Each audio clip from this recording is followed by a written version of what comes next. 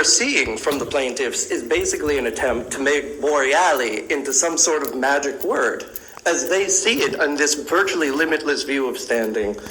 If they raise a Boreali claim, virtually anyone, and certainly any legislator, could challenge any regulation with which they disagree. The Court of Appeals has not embraced a view of standing that's that broad. If anything, they've said that legislative standing is limited, and that's why this court should reject such a broad theory. If this court were to review the merits, Supreme Court erred on the merits as well. Virtually all of Supreme Court's reasoning boils down to a misconception that isolation and quarantine is synonymous with civil commitment. It's not. The defining feature of civil commitment is physical restraint. You are taken against your will to a place where you cannot leave. We acknowledge that PHL 2120, which is the law on which Supreme Court relied, provides for a civil commitment process, and it also provides for protections. But where Supreme Court errs is in finding that there's a conflict with that statute. If you look at the text of Rule 2.13, there's nothing in that text that invariably leads to the conclusion that the Department of Health can somehow take people away from the community and lock them up in situations where they can't leave. It's true that the Department of Health can order a person to isolate and quarantine, but the Department of Health can order many people and many entities to do all kinds of things. I'll note that 2.13G contains mechanisms for enforcement. It says anybody who violates one of these orders is going to be subject to any enforcement action available to the Department of Health under law. If this were civil commitment, we wouldn't have needed to put an enforcement mechanism in, because you just wouldn't be able to leave. The door would be locked, or if you tried to run away, somebody would physically restrain you. And the fact that that rule says the enforcement mechanisms available under law is an additional signal that anything the department can do has to be consistent with the governing law. We acknowledge that if one of those mechanisms is to physically remove somebody to a hospital, the one and only way that the department or a locality can effectuate that is by following the procedure set forth in 2120. Now, I hope that one day nobody ever decides to try and commit somebody and claim 2.13 as the authority to do so. If that day ever comes, the affected person would have a very strong challenge that the order of isolation and quarantine itself is unauthorized. But that's not this challenge. This is a facial challenge that rests on the premise that PHL 2120 somehow is the sole legislative policy announced on isolation and quarantine, which was puzzling considering that 2120 doesn't use the phrases isolation and quarantine at all. It uses the phrase commitment. But there are other statutes like 2100, 2180, Chapter 25 of the Laws of 2020. They do use the phrases isolation and quarantine, and they don't reference 2120. So if that was the only mechanism, those statutes would be rendered superfluous. In addition, this conception of 2120 undercuts plaintiff's own argument, or a key feature of it, which is that this rule is invalid, but the rules that it superseded somehow are valid. Those rules likewise allowed localities to issue orders of isolation and quarantine. Those rules did not cross-reference 2020. So if plaintiffs were correct, and if Supreme Court were correct, it means that the counties and the state have been going about this all wrong for the better part of 50 years and violating the legislative intent, which is also why this internal inconsistency with their argument undercuts their separation of powers claim. It's quizzical that over 50 years, if the department and the localities were violating legislative intent, that the legislature wouldn't have stepped in and amended the PHL to try and rein in that authority, but they haven't. And in addition, in defending the former rules, plaintiffs can't do that without acknowledging that the department has the authority to promulgate rules governing the subject matter of isolation and quarantine in the first place, which is what Boreali is all about. The fault line between the old rules and the rule at issue here is that 2.13 clarifies that the Department of Health, in addition to localities, can sign isolation and quarantine orders. that might be an allegation of statutory conflict. We allege, or we argue, that that is just not true. 2100 refers to all health officers without qualification. PHL 242 and 243 make clear health officers can be DOH employees, and in general, the public health law bestows upon the Department of Health the primary responsibility to control infectious diseases, and in fact lets the Department of Health oversee the localities. So if the legislature had wanted only localities to have this responsibility in this particular instance, we would expect unambiguous language, not something that's open to interpretation. Nonetheless, getting back to Boreali, it illustrates that what this rule does is exactly what interstitial rulemaking is supposed to be doing. This rule is clarifying health officers mean the state or localities. It's clarifying that when PHL 2100 refers to the control of persons infected or exposed, here's what that means. Isolation is if you're infected. Quarantine is if you're exposed. They both last only so long as to limit the spread of disease. That's exactly what's supposed to be happening. But counsel, isn't there supposed to be some type of time limitation on how long that's supposed to be happening? I didn't see that. Where is the term of confinement? It doesn't determine where the term of confinement is. Are there definite time frames for the confinement in Rule 2.13? So, Your Honor, just first off, I would take issue with the characterization of this as confinement. This is not confinement or civil commitment, but 2.13b requires that the order is going to include an expected duration. The definitions of isolation and quarantine in 2.2i and j say that they can last only so long as is necessary to prevent or limit the spread of disease. So in 2.13b, whoever's issuing that order is going to provide an estimate for what they expect that period to be. That, of course, is going to be subject to the monitoring of the person and making sure that their symptoms have abated. If the symptoms last longer. Real quick, just looking at the regulation, its exact language, and following up to Justice Ogden's question, any isolation or quarantine order shall specify the duration of the order. Yes. It's not an estimate, correct? Yes. Okay. So there's going to be a duration in there. I guess what I'm saying as far as reconciling it is that if the symptoms last longer, that would have to be effectuated by way of a new order that in turn would specify a duration, because every order has to include a duration under 2.13b. There's been an allegation that this rule is some sort of backdoor effort to enact A416, a failed assembly bill. It's well settled that the failure of one bill in one house hardly is going to be indicative of efforts of the legislature to reach a compromise on this issue, and then an agency has sort of swooped in and pulled the rug out from under them. Nevertheless, you can find the text of this rule on pages 116 through 119 of the record. If you read through that, you will see this bill is a commitment bill. So even if we had evidence that a critical mass of legislators opposed the proposition for committing people under the circumstances set forth in that bill, it sheds no light on what they would think about 2.13, which doesn't provide for commitment. One last question for me anyways is specifically which section or sections of the public health law does the state rely upon to authorize this particular regulation? We rely on PHL 2100, which provides that health officers can control persons who are infected or exposed. Anything else? I just want to get the list that you have, if you have one. If it's just 2100, I'll be sure. It's 2100, and it is PHL 225.5J, which provides that the sanitary code shall include 225.5J.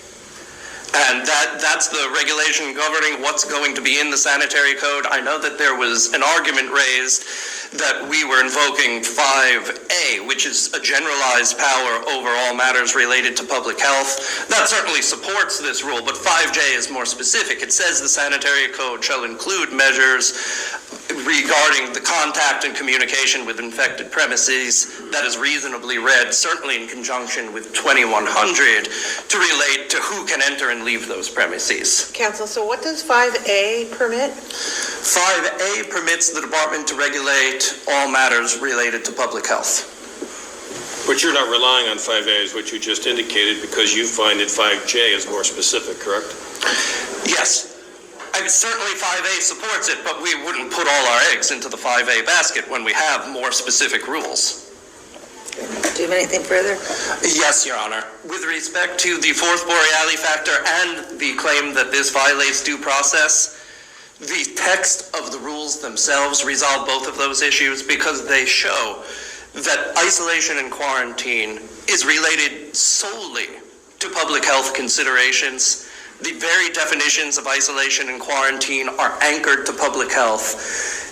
There's no question that the department is the arm of the state that has the expertise in public health. With respect to due process, once again, we're at this point where they're conflating commitment with isolation and quarantine and saying that the standards for commitment should apply.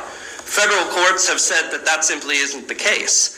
We're very well aware that federal courts do not bind this court, but plaintiffs haven't shed any light on why those decisions wouldn't be persuasive. Instead, they argue that due process is more lenient for regulations than it is for statutes and that the standard should be shock the conscience. But the Court of Appeals has said for substantive due process purposes, the standard is actually quite deferential. It's whether a law or a regulation is enacted for a public purpose and reasonably related to that purpose. Undoubtedly, this is a measure that's designed to operate in the event of an outbreak or pandemic of communicable diseases. Finally, I know that the claim was for substantive due process, but Supreme Court ventured into procedural due process. I want to point out to the court that any available enforcement mechanism, whether it's trying to get fines, whether it's the criminal process, whether it is a commitment proceeding under 2120, all of those enforcement mechanisms have due process protections of their own that are just not in dispute as far as their adequacy. And judicial oversight? So judicial oversight is in all of those enforcement mechanisms. And finally, in the regulation itself, for those people who want to oppose an order of isolation and quarantine, but don't want to disobey it, there's judicial review and a right to counsel there as well. Thank you. Thank you.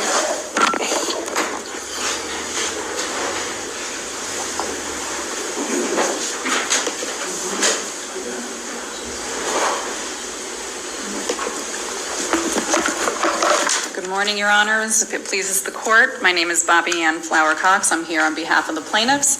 I have my lead plaintiff with me here today, Senator George Borrello. I think we got a little bit off track here. I'm going to pull us back on track. The first thing I'd like to do is get on the record what this regulation actually says, and then I'll go into some of the details on how it conflicts with our existing. We certainly don't need to read the regulation to us. No. I'm not going to read it. So, Rule 2.13 gave the Commissioner of Health the unbridled power to pick and choose which New Yorkers she could lock up. I'm saying she because at the time it was Dr. Mary Bassett. She could lock up or lock down. She didn't have to prove you were sick. She didn't have to prove you were exposed to a communicable disease. She didn't have to prove you were a health threat. She could issue an isolation or quarantine order at whim. It didn't have to be a state of emergency. That quarantine order or that isolation order would determine how long you were in lockup or lockdown. They could have locked you up in your home, or they could have removed you from your home with the force of police as clearly delineated in 2.13. With the force of police, they could have removed you from your home and put you into a detention center, a facility, whatever you'd like to call it, whatever noun you choose, it gets you to the same place. It's not your home and you don't get to pick where you go. They could have locked you up there for however long they wanted. No restrictions. Days, weeks, months. There was no age restriction. So they could have done this to you, but they also could have done this to your child or your grandchild or your elderly parent. The provision said that they could tell you what you could and couldn't do while you were in lockup or lockdown. They could use the police in order to make sure you were abiding by their isolation or quarantine order. And if you disobeyed, you would be subject to either civil penalties, which could be up to $2,000 per day, and each day that you disobeyed their order was a new violation. So if you disobey their order for 10 days, that's $20,000 in fines. Is there a cap? I believe it was up to $2,000, yes, Your Honor. And so there was the civil aspect, and then there was also the fact that they could use criminal penalties against you if you disobeyed one of their isolation or quarantine orders. And when we were at the trial court last year doing oral arguments, the trial court judge specifically asked, if you issue me an isolation or a quarantine order and I disobey, I don't want to go, can you get the police to come and arrest me and take me to a facility somewhere? And the Attorney General's response was a resounding, yes, we can. That's what the regulation says we can do. So that's my overview of the regulation. It severely conflicts with the public health law. Okay, specifically, the lower court did not err when it struck down this regulation, saying that it violated, conflicts with Section 2120 of the public health law, which since 1953 has been our isolation and quarantine law. In 1953, the New York State Legislature weighed what they weighed the rights of the individual against the government interest in keeping our society safe, and they came up with this law, which is full of due process protections. But Counsel, did it really conflict with 2120, or did it exceed the powers delegated to the Department of Health by the legislature? It's both, Your Honor. It's both. So the lower court ruled that and struck down this regulation because, yes, it conflicts with Section 2120 of the public health law. It also conflicts with Section 2100 and Section 12 and 12-A and 12-B, but primarily the provisions of Section 2120, which is our quarantine law, are violated significantly by this regulation. And in promulgating this regulation, the lower court also found correctly that the Department of Health overstepped their bounds. We use Boreali in our analysis because that is what the Court of Appeals says to use. When you are trying to figure out in New York State, when you're trying to figure out if an agency has overstepped their bounds and crossed into that legislative lawmaking, policy-making realm, you use the four prongs of Boreali. And opposing counsel doesn't contest that. They use Boreali themselves. It's just that they argue that Boreali favors them. They think all four prongs of Boreali favor them. The trial court below has already said that the three of the four prongs of Boreali clearly favor our side, and that fourth prong, he did not rule against us on the fourth prong. He simply said it didn't weigh in favor of either side. However, in arguing Boreali, they say it works for them, we say it works for us. The whole premise of Boreali is it's only used as a test to determine whether or not an agency has overstepped their realm.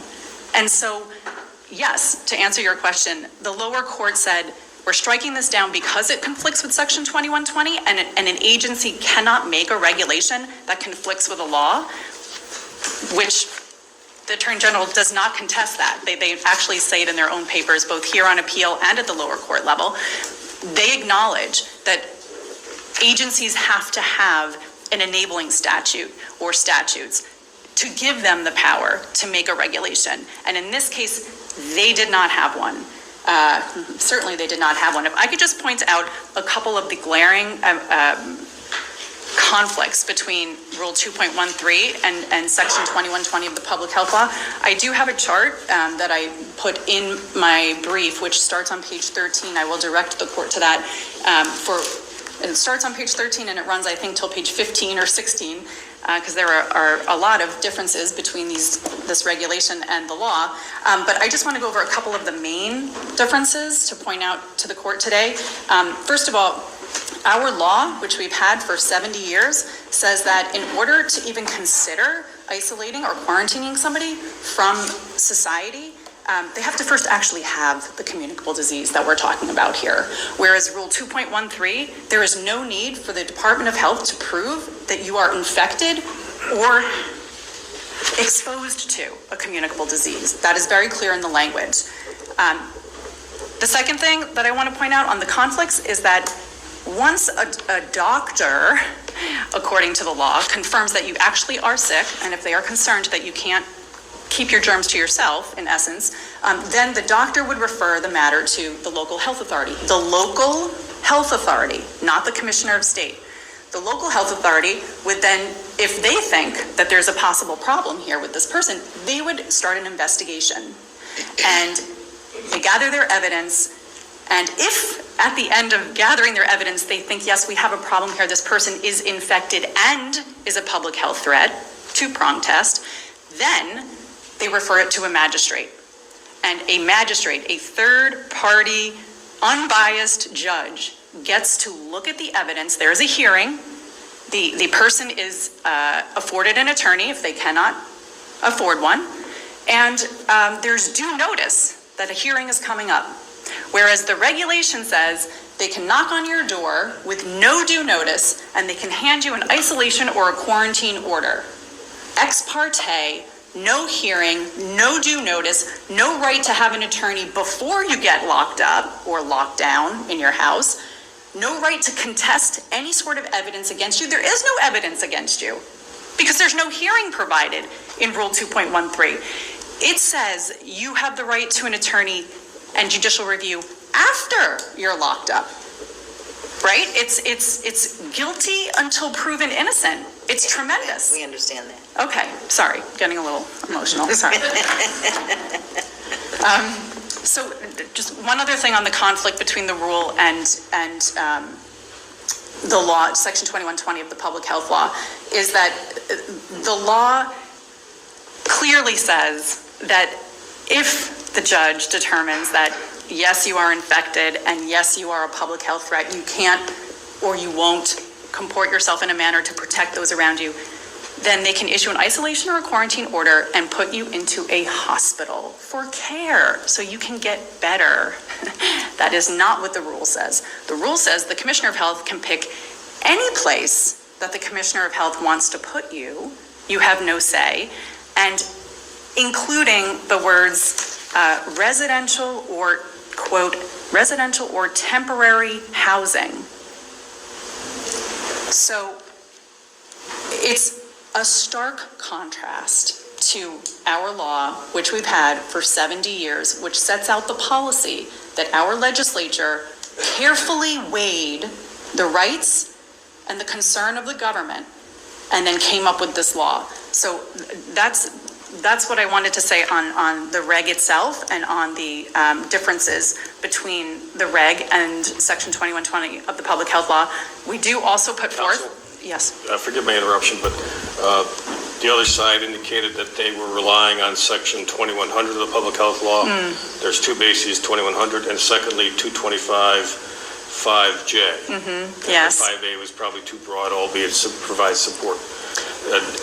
What about 5J? Doesn't that seem to provide for this kind of regulation? No, Your Honor, it doesn't. So first I'd like to point out that their enabling statute has been a moving target. We've been litigating this case for a year and a half now. Well, we just heard two. Yeah, we just heard two. Okay, so I'll go with those two, because all the other ones they've cited. And for my purposes, all I'm asking for is about 225, 5J. Okay, so It talks about established regulations in respect to contact or communication with or use of infected premises, places, or things. yes, exactly. So Does it apply to people? I'm sorry?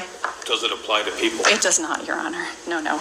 And with statutory construction, as Your Honors know, we are compelled to first look at the actual verbiage that's used in a statute to interpret the legislative intent of the statute. So before we even start going through the archives and seeing, well, what were the debates like when on the Senate floor and the Assembly floor to see what did the legislature intend? We first look at the actual language. And obviously, we're well aware of that. Yeah, no, I know. Yes, thank you. 225-5J says nothing about isolating or quarantining human beings. So it says they can establish regulations in respect to contact or communication with or use of infected premises, places, or things. That's it. So opposing counsel saying, well, that automatically kind of would assume that we can regulate people that go in and out of those places is absurd. I mean, it doesn't even pass the straight face argument here.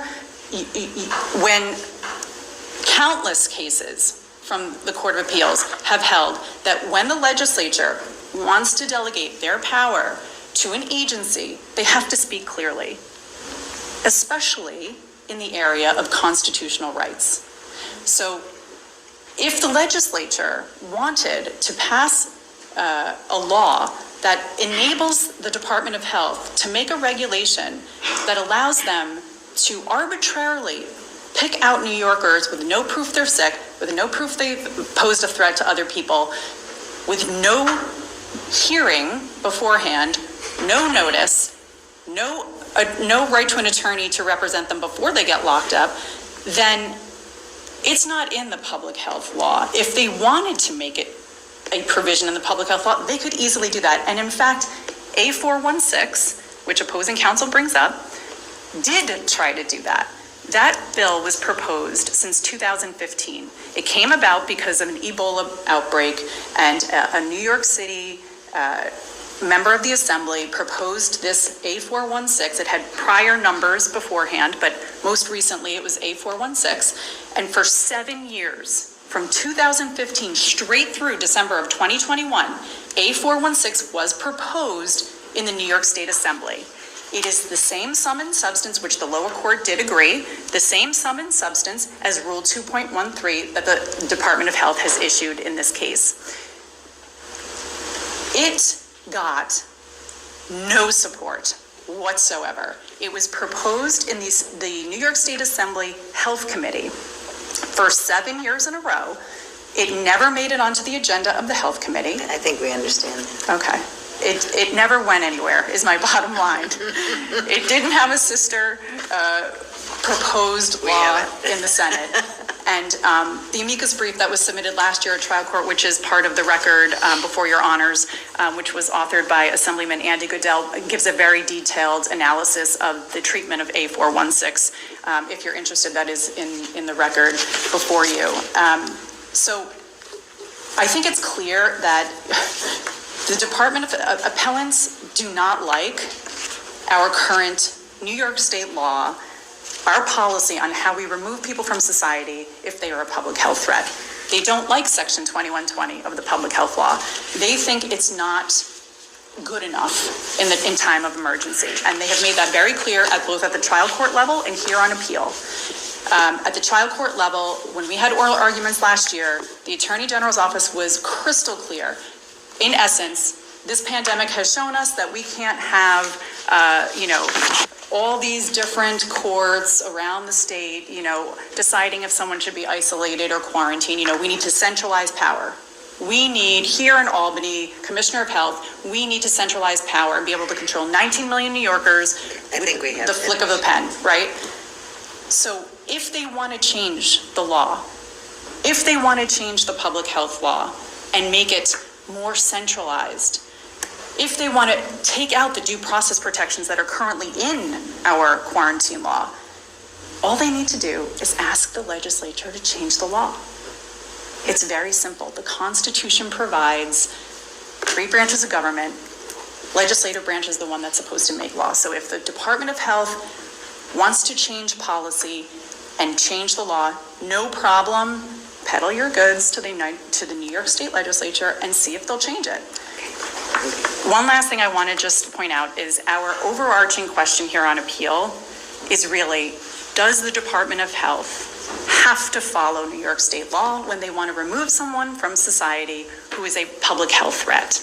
And the overwhelming question the answer to that overwhelmingly clear question is yes, of course the Department of Health has to follow law if they want to remove somebody from society because they feel that they're a public health threat.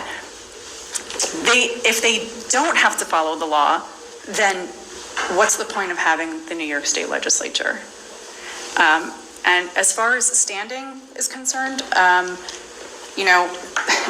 Silver v. Pataki, which is a Court of Appeals case, which is relied on heavily by opposing counsel, clearly says, when it's read and cited properly, clearly says that the judicial branch will always be available to resolve disputes between the other two branches of government when the other two branches of government are combating who has what power and who can do what.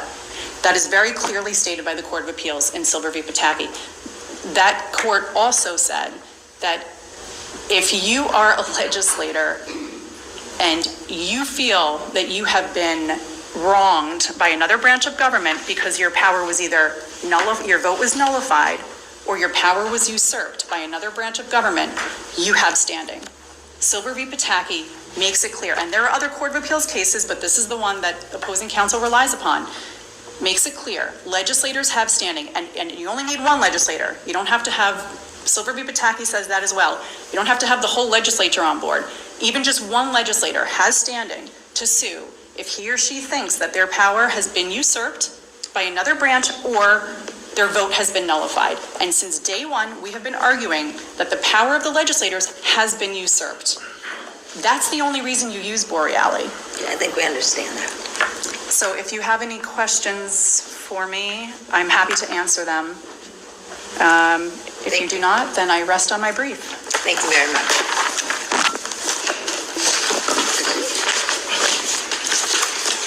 Should we wait a moment? I assume most of these people don't want to stay in here. You're more than welcome to stay if you'd like to listen to all of that.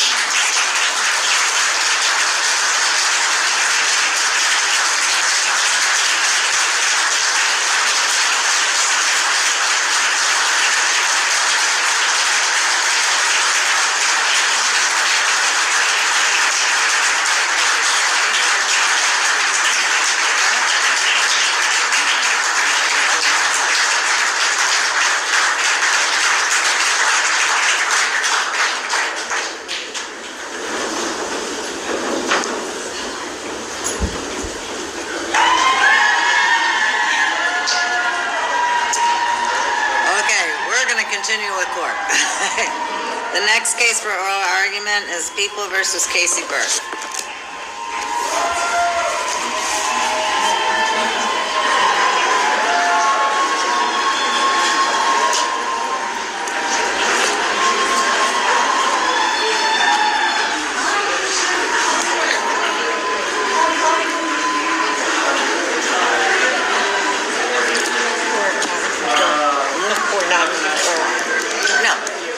Trying to get reason to do so. Yeah. But you should be banging that gavel as well.